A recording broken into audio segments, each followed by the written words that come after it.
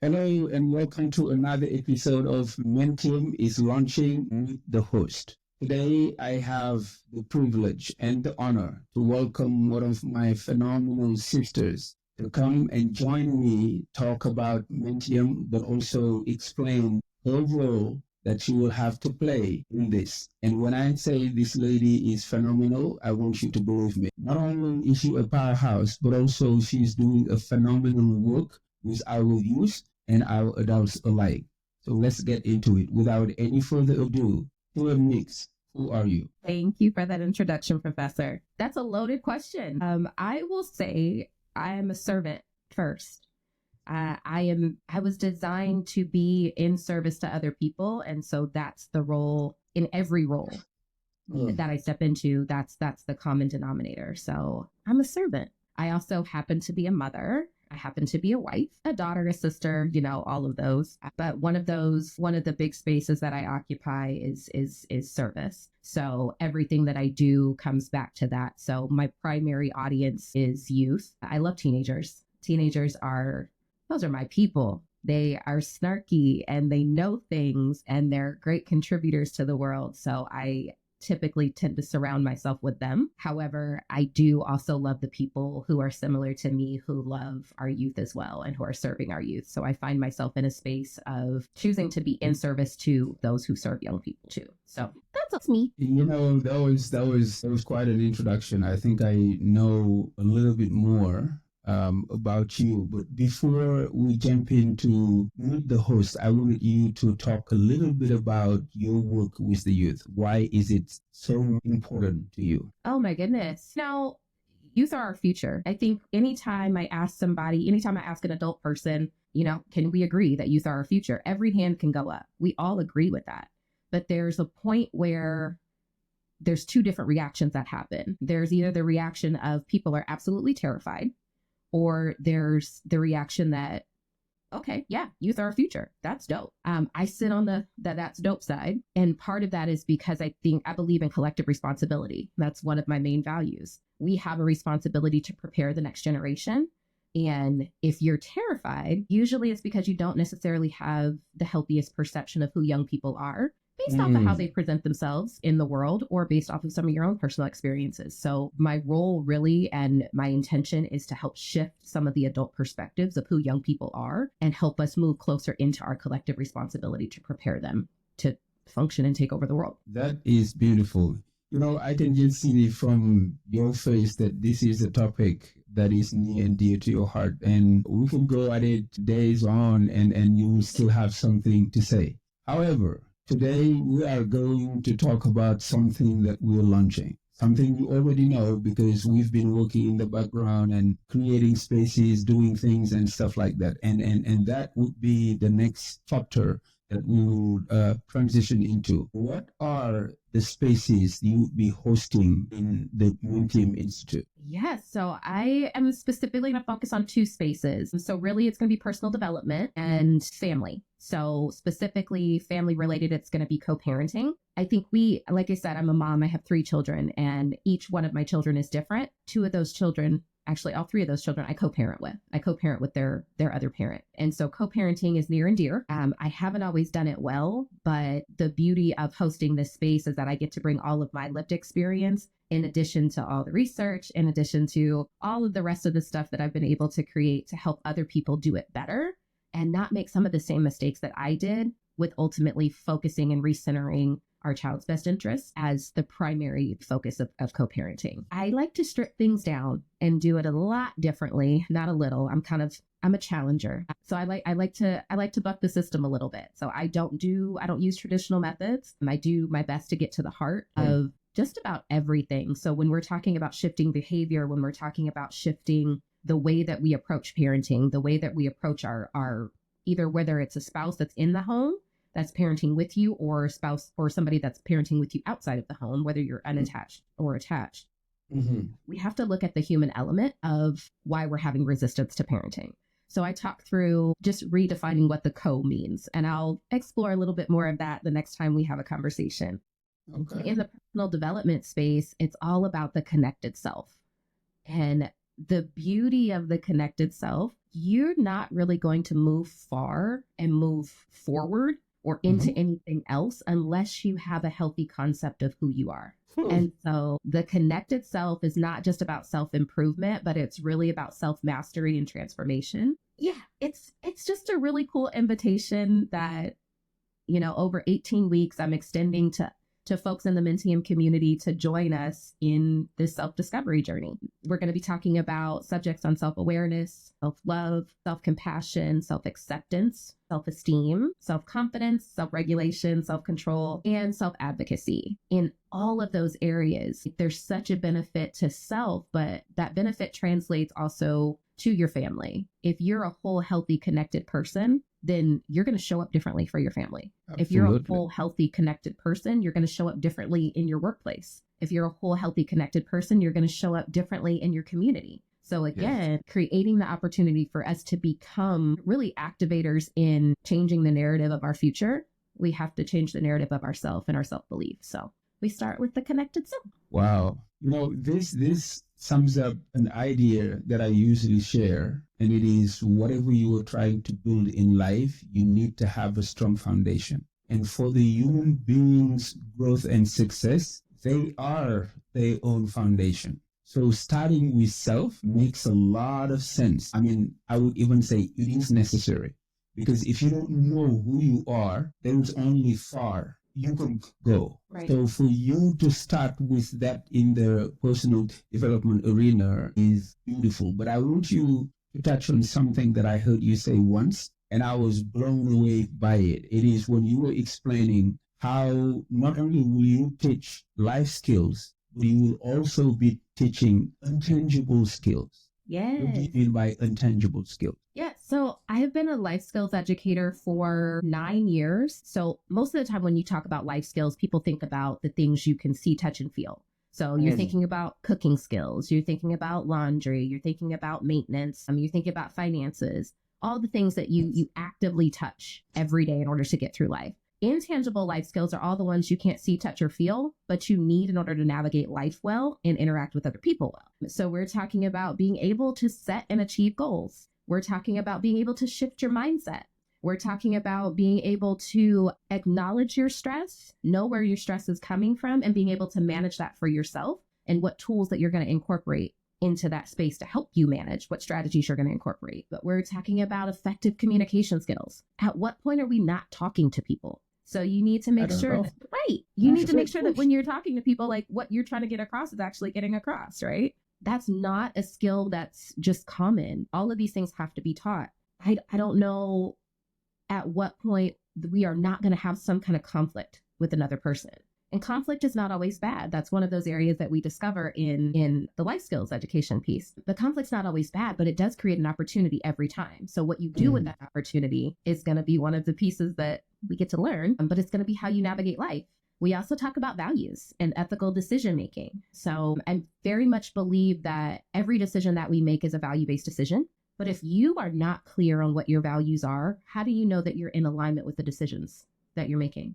How do you know that you're in alignment with your values if you've never spent time trying to figure out what your values are? The reason I like working with young people is because they're in a space where they're coming from their parents' value system, and they're trying to figure out how their parents' value system and their value system is being formed in the context of the world that they live in. Our parents' values were cultivated back in their time, and it's not always that far off, but we do our best as adult people to impart our values on our young people. But we don't always take into account that the world that they're navigating right now, they need a different set of values, and they're going to operate from a different set of values, and that's okay. And a lot of the time when I don't like the word rebellion, but we take a teenager's rebellion as a personal attack or a personal offense against our values. And it's really not that. They're in discovery.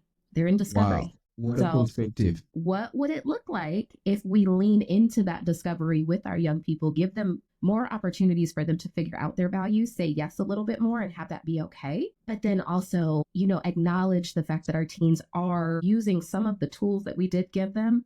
They have incorporated some of the values that we've instilled in them, but they need an opportunity to try it out. I don't know any adult person who has operated life and hasn't made some missteps and learned a lesson from those missteps. But if we don't give our kids an opportunity to do that, then what are we doing? We're handicapping them.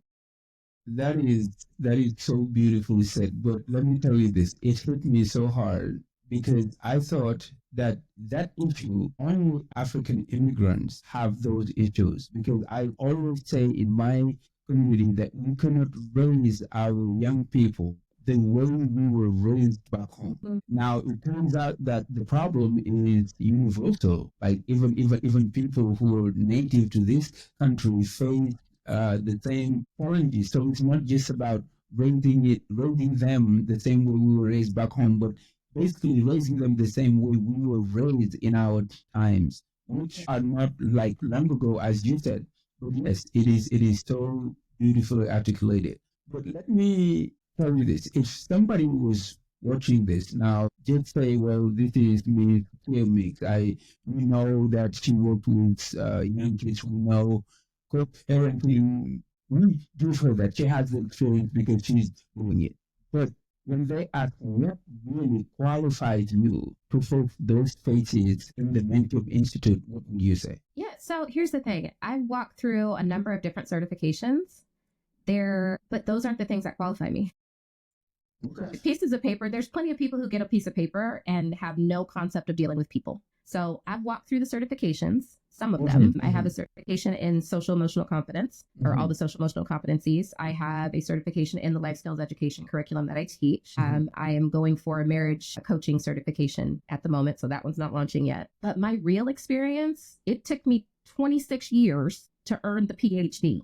Yes. Okay. My PhD is a personal history degree. It's from a little known college, little known university called MLU, which is My Life University. Yes. And that for me has been the most effective and transformative educational experience that I have been able to lean on, draw from, and relate to people with. Again, letters are important, and I praise everybody who has gone and done the extra work of going to school. That's great. That was not the path that I chose. I chose to live my life, and I hit my head a number of times. But I also was able to help. I was able to get back up, but then I was also able to learn a lesson. And so one of the beautiful things I've been gifted with is the ability to create. And so I've been creating workshops for, I don't know how long at this point. Done some study on transformative workshops and all of that stuff. I continue to read. I do a lot to inform myself and educate myself that's outside of the traditional learning environment. And those are the things that reinforce the fact that, hey, this PhD is a lot. It's a lot. I've invested. So that's one of those pieces that I'll say proudly, I've invested in myself as far as being prepared. I also engage with other people, and it is important to me how other people experience me and how other people experience their journey that I'm helping them on. And so, yeah, my qualifications is my 26-year long PhD pursuit. Look, I could attest. I'll also say, when I was growing up, my mom listened to a lot of Les Brown. And so I think my natural inheritance has been motivational speaking and personal development. So I think from very early age. You are extremely good at it. You are extremely good at it. I know people don't know you yet, but I had the immense pleasure of being in the same space with you for 12 weeks. And both incentives, I was like, what are you doing here? Because I knew it was not to come and learn public speaking from me. You challenge every aspect of that class that I had, and rightfully so. When you read your article that you sent me, I was laughing because I'm like, wow, it's absolutely right. Because I will just doing things a certain way. For me, public speaking is all about structure. If I don't think structure is worth it, we don't have a bone to pick with. But you came and we can do it this way. And it was brilliant every single time. One of the speeches that I love the most is the gift of perspective. And I know I would have to invite you on the Mentium podcast so that we can unpack all of that, because our time here is kind of limited. But definitely, my experience with you has nothing been short of like phenomenal all the time. When you speak, you command the stage. When you're always workshopping. And that's the problem I had with you in the beginning. I was like, I mean, I'm expecting a pitch or a workshop, but that's who you are. You know, naturally you get to work right into teaching and all these beautiful stuff. It's great. Now let's transition to the Mentium Institute. What are your experiences in the Institute so far? But also, what are the hopes that you have for it? If you were inviting somebody to join, like, what would they expect? What would Yeah. they expect?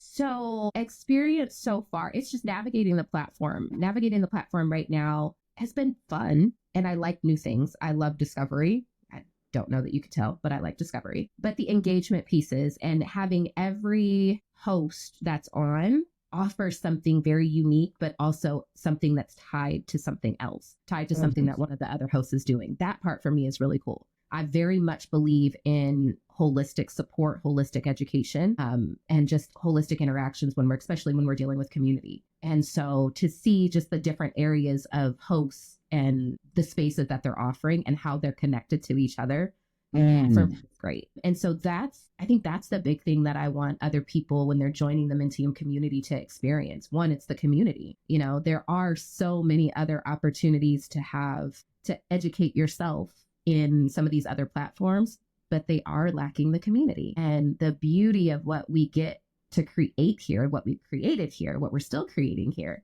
is that you get the education, you get the access, you get the resources, but nothing beats the community. That's unmistakable, and that's irreplaceable. That's what I want people to come in and experience, in addition to walking through our spaces and having something that's a transformative, something that they're going to engage with that's transformative for them. In whatever way that transformation needs to happen, people that are in transition, people that are making decisions, people that are uncertain, people that need thought partners, but really people that just need community and need something more.